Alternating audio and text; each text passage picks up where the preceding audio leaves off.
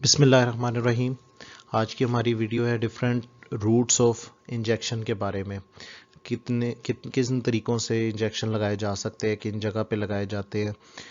اس میں ہم آئی وی injection include نہیں کر رہے، جو کہ آئی وی لائن لگا کے ڈائریکٹ وین میں لگائے جانے والے انجیکشن ہیں۔ یہ عام طور پہ ہاسپٹل سیٹنگ میں ہی لگائے جاتے ہیں۔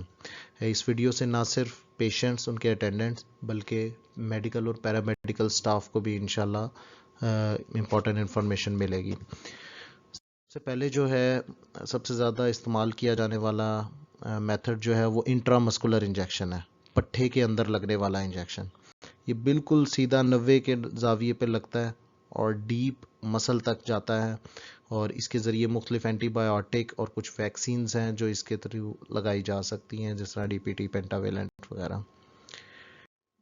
یہ اس کی کامن سائٹس ہیں۔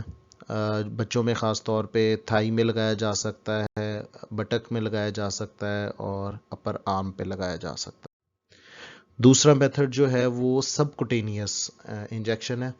یہ 45 کے زاویے سے سرنج اس میں سکن کے نیچے ڈالی جاتی ہے، جو سب کوٹینیس ٹیشو تک پہنچائی جاتی ہے۔ سب کوٹینیس فیٹ ہوتی ہے جہاں تک اس کی نیڈل پہنچائی جاتی ہے، اور اس کی ابزارپشن ذرا مزید سلو ہوتی ہے۔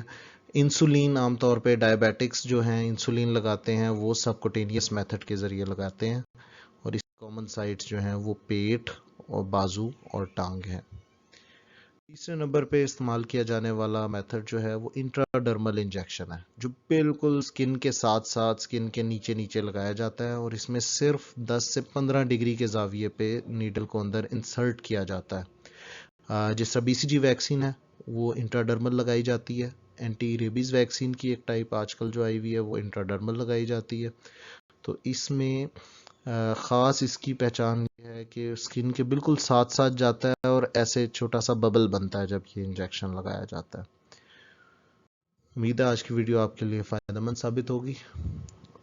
اگلی ویڈیو ہماری انشاءاللہ ای پی آئی ویکسینیشن کے بارے میں، جس میں تمام ویکسینز جو ہمارے ہاں گورنمنٹ کی طرف سے لگائی جا رہی ہیں ان کو ڈیٹیل میں انشاءاللہ ڈسکس کیا جائے گا۔